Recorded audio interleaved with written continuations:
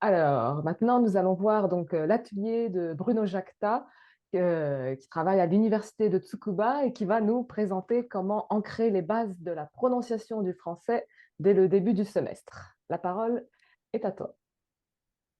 Merci, donc bonjour à tout le monde. Alors aujourd'hui, je vais partager avec vous un petit peu une expérience de classe que j'ai. J'appellerais ça la méthode immédiate de la prononciation. Voilà, donc des petits trucs, voir comment faire et j'utilise ce qu'on appelle les ancrages. Alors, tout le monde est familier maintenant avec les trois piliers de la méthode immédiate. Et ce qui est très curieux dans la méthode immédiate, eh ben, on ne voit jamais le mot prononciation ou pratiquement jamais apparaître. Et donc, quid de la prononciation? Ben, on en a besoin. Les étudiants en ont besoin pour leur conversation sur leur vie quotidienne. C'est quelque chose qu'on devrait tester régulièrement à tous les cours. Et puis, on a besoin d'outils aussi pour vérifier la prononciation. Alors, la prononciation, nous, on a tous été formés comme professeurs de français et langue étrangère à, en général, présenter la langue française avec le tableau donc de l'API, l'alphabet phonétique international. Donc, on utilise un outil phonétique, des outils phonologiques qui sont bien adaptés pour des spécialistes, des gens qui vont vraiment faire de la langue française un outil de travail plus tard. Mais voilà, pour les non-spécialistes, ça peut être plutôt effrayant de commencer, d'aborder le français comme ça. Hein. Pourquoi? Parce qu'en fait, c'est assez théorique, c'est assez abstrait pour les étudiants, et on va passer beaucoup de temps à leur expliquer la phonétique et la phonologie. Après, on va leur dire, ben, vous avez bien compris, mais une fois qu'on leur dit, alors à vous, ben, ils n'arrivent pas à l'appliquer tout de suite. Alors moi, je vais vous montrer comment faire beaucoup plus simple. Alors, les non-spécialistes, en fait, on va avoir un principe qui est de s'appuyer sur des ancrages, c'est-à-dire des suites de lettres ou des suites de chiffres, ou encore des mots archétypes pour un son, qui sont donnés et donc auxquels les étudiants peuvent facilement se référer pour s'autocorriger, en fait. Alors, on va voir ce que c'est, ces ancrages. Je vais vous montrer ici un petit exemple de classe où il y a un étudiant qui a un problème, il dit j'aimera, mais en utilisant la suite alphabétique LMN, il retrouve le son et il va s'autocorriger.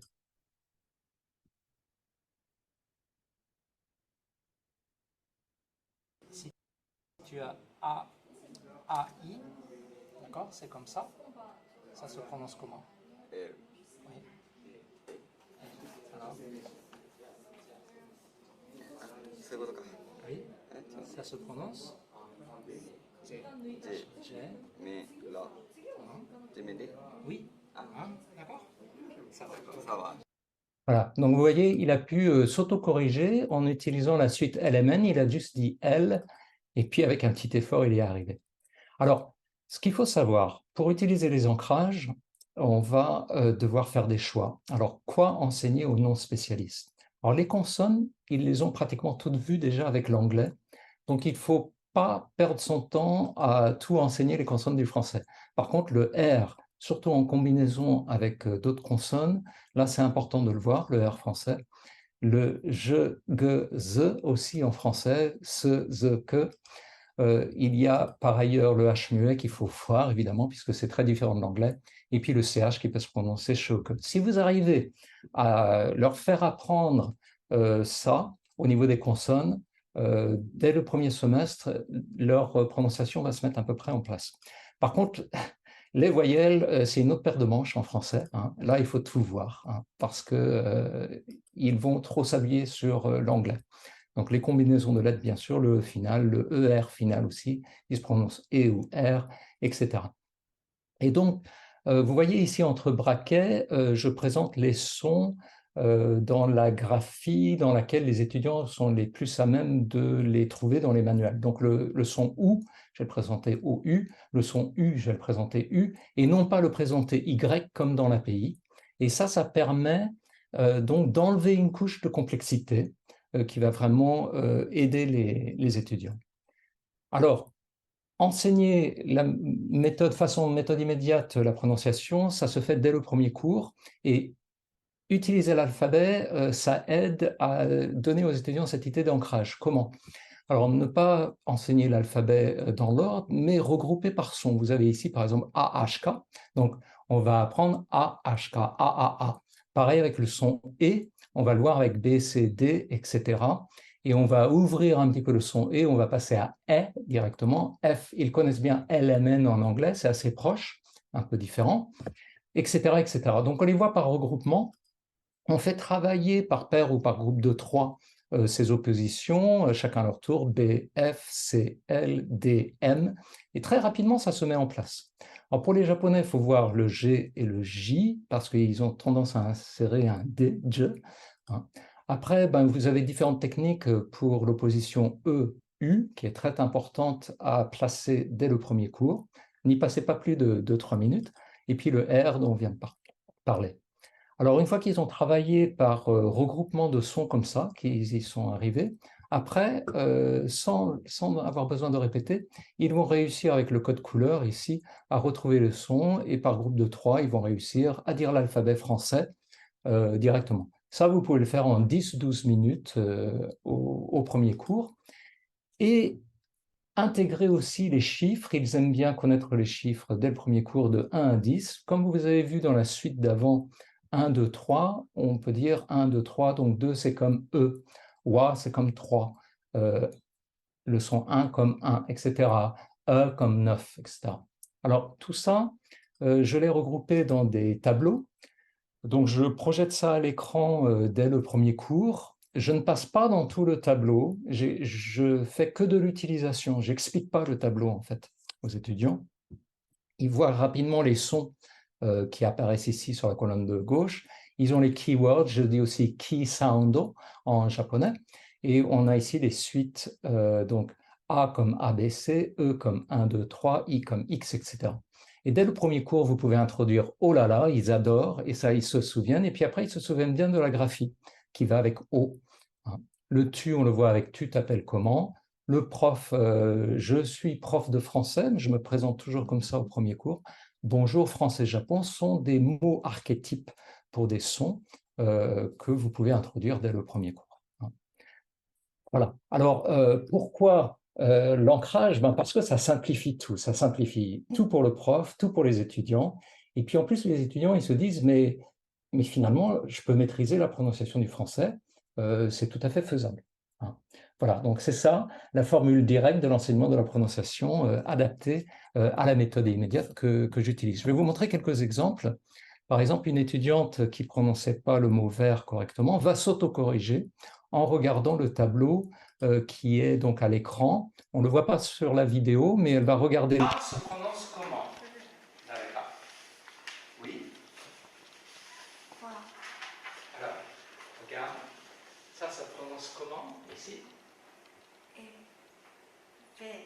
Très bien. Voilà. Donc, vous voyez, elle s'est autocorrigée. Une autre façon, c'est les étudiants ont la fiche sur leur bureau, ils ont le polycopier. Donc là, je vais demander à une étudiante comment dit-on Tetsudae en français. Elle va vérifier sa fiche pour vérifier la prononciation de AI avant de dire le mot. Ah, Coco, Tetsudae. Comment on dit Tetsudae en français? Oui, aider. Alors, voilà, alors elle a réussi comme ça. Autre chose, un garçon va dire en anglais station. Et là, je vais directement utiliser donc la suite d'ancrage ABC. Je vais lui dire ABC, le A comme ABC, et il va pouvoir corriger sa prononciation. Oui, alors en français, ce n'est pas A, c'est ABC, non A. Voilà, station. Voilà, donc en gros, les ancrages, il y a cette fiche, je vais vous partager ça, vous pouvez le protéger, vous pouvez utiliser les ancrages, les écrire au tableau, projeter à l'écran, ou alors distribuer les polycopier aux étudiants. Et puis à l'oral, en gros, vous faites répéter le mot d'ancrage ou vous demandez le mot d'ancrage en français. Par exemple, comment dit-on France en français? Ils vont dire France, etc. Alors, on a pour le nouveau manuel de Moi-Je Communication, on a mis en place donc sur le site en ligne pour chaque leçon, à partir de la leçon 1, et pour toutes les leçons, des ressources supplémentaires pour les cours intensifs que vous pouvez voir ici. Vous avez des diaporamas, vous pouvez cliquer ici, et vous retrouverez dans ces diaporamas plein d'exercices, notamment là, la fiche de l'alphabet que je viens de vous présenter, mais aussi par exemple les combinaisons de lettres, et vous avez des exercices tirés du manuel et puis des exercices supplémentaires, et vous voyez entre braquets ici donc des propositions d'orthographe qui sont non API. Voilà, je vais vous envoyer la liste de ces liens dans le chat tout de suite. Et puis, merci. On va pouvoir en discuter de façon plus approfondie. Merci à vous.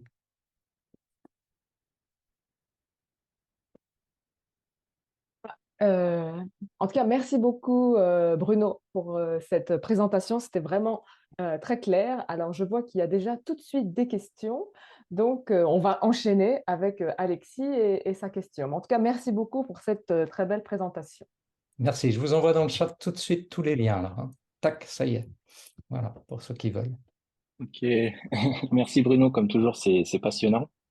Alors moi, ce que j'aime beaucoup dans ton approche par ancrage, c'est qu'on retrouve beaucoup en fait finalement de ce qui est fait en recherche sur les sciences cognitives, Mhm. notamment le fait, bon c'est un fait qui est quand même assez connu, mais que quand on apprend, quand on mémorise en fait, la mémoire elle travaille par association, souvent, le plus souvent d'ailleurs par association avec comment dire, des faits émotionnels en fait qui nous marquent plus que des faits banals. Et du coup, ça reprend un peu de cette idée-là, en essayant d'associer justement dans sa mémoire un son avec justement quelque chose de marquant dont on peut se souvenir assez facilement. Et moi, je pense que ça marche bien, on va dire, hein. Et je pense que toi aussi, tu l'as bien testé et on l'a vu dans les vidéos, hein. Donc ça, je trouvais ça que c'était tout à fait passionnant.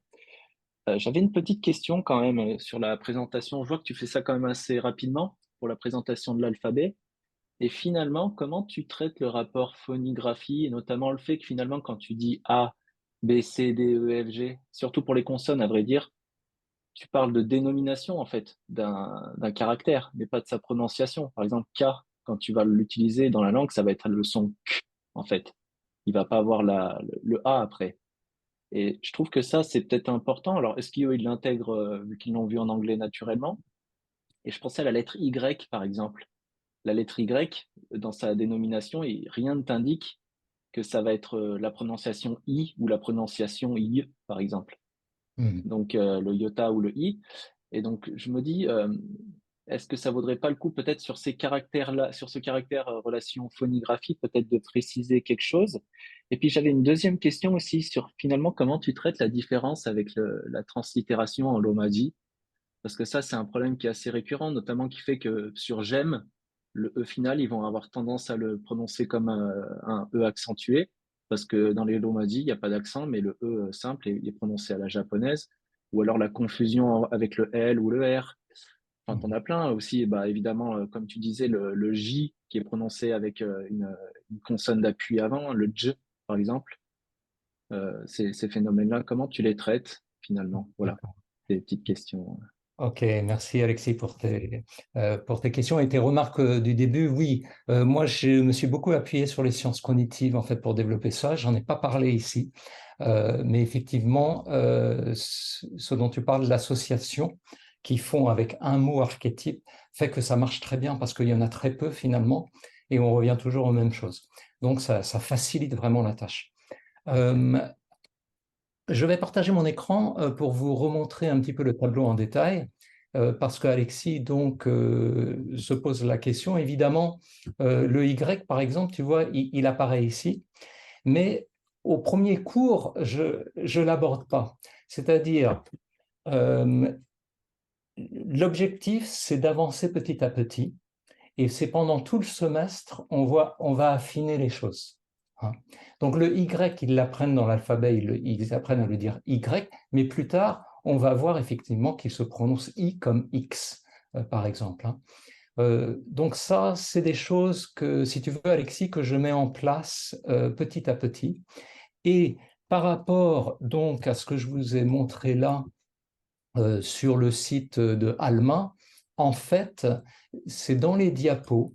Il y a plein de diapos pour toutes les leçons. c'est dans les diapos que vous allez trouver, par exemple ici, les consonnes finales, le E final, etc. Donc on aborde de leçon en leçon. Par exemple, ici, on a le problème du ER final, le ER qui se prononce E, et puis le ER qui se prononce R ici. Donc en fait, à chaque cours, je fais un petit peu de prononciation, mais je l'aborde petit à petit parce que c'est ça la méthode. La méthode immédiate, elle a un principe, c'est d'amener les choses un peu comme des petits blocs de Lego, on les amène petit à petit, et surtout pas d'un seul coup, dès le premier coup, tout dire, parce qu'en fait, cognitivement, ça disjoncte en fait. Ils n'arrivent pas à tout intégrer. Donc, pour la prononciation, ce que je vous conseille, c'est qu'à chaque cours, vous ayez un seul, unique objectif de prononciation, que vous n'y passez pas plus de 10 minutes et que vous leur donnez même des exercices à faire à la maison, parce que là, il y a plein de slides avec, par exemple, des audios et tout, ils peuvent l'écouter, donc ils peuvent le travailler eux-mêmes. Et après, deuxième principe, dans les cours, vous leur demandez de sortir ce tableau pour les ancrages, de mettre sur le bureau, et sans arrêt, vous y faites référence. Et à force d'y faire référence, ça devient un automatisme chez vous. Comme vous avez vu dans une vidéo, la fille, avant de me répondre, tac, elle le regarde, elle vérifie, et tac, elle me le dit. Et moi, ce qui est assez incroyable, c'est que j'ai 9 étudiants sur 10, au bout de 5-6 cours déjà, ils ont une bonne prononciation du français. On va dire, pas au niveau du rythme, etc. Ça vient après. Mais ça y est, ils ont intégré à peu près les voyelles et les consonnes. Grosso modo, on a affaire à des non-spécialistes. Hein. Donc, on ne cherche pas la perfection, mais on cherche à ce qu'ils arrivent à le faire. Hein. La méthode immédiate aussi, c'est de faciliter l'apprentissage pour que ça soit faisable à leur niveau et pour qu'ils soient contents de leur réussite. Donc, Alexis, si on présente tout trop dans le détail à des non-spécialistes au début, il y en a beaucoup qui paniquent, tu vois. Donc, tout ce dont tu as parlé, Alexis, je l'aborde en fait, mais petit à petit. Je ne sais pas si ça répond à ta Si, si, question. si, non, mais c'est bien ce qui me semblait, hein. Non, parce que c'est toujours un peu c'est un peu le dilemme de se dire est-ce qu'on fait un cours bien structuré sur ça et est-ce que ça va les intéresser ou est-ce qu'on fait de manière un peu spiralaire, on y revient de temps en temps, dès que quelqu'un se trompe, on en profite pour faire une petite 5 minutes de cours sur telle ou telle prononciation. C'est toujours un peu ce dilemme, ça dépend aussi des étudiants. Moi, j'ai des étudiants, par exemple, ils aiment beaucoup la linguistique, donc ils posent beaucoup de questions un peu pointues, donc à ce moment-là, moi, j'y réponds parce que c'est dans mes cordes. Mais il y en a d'autres pour qui vraiment ils voient le français comme une langue purement utilitaire, quoi. Donc ils sont là pour apprendre à communiquer, c'est tout. Donc ils s'en fichent un peu de ces points-là. Mais bon, c'est vrai que des fois j'ai des questions, monsieur, pourquoi les consonnes finales on les prononce pas, mais dans tous le S à la fin on le prononce. Et là du coup bah c'est très complexe à expliquer en fait parce que ça dépend de plein de phénomènes co-articulatoires, etc. Et t'as pas forcément envie de perdre du temps à expliquer tout ça, quoi. Oui, Voilà. Alexis, c'est le mot-clé, pas perdre du temps. On doit toujours réfléchir à comment on gère son temps de cours pour que le temps soit utilisé de manière optimale. Hein.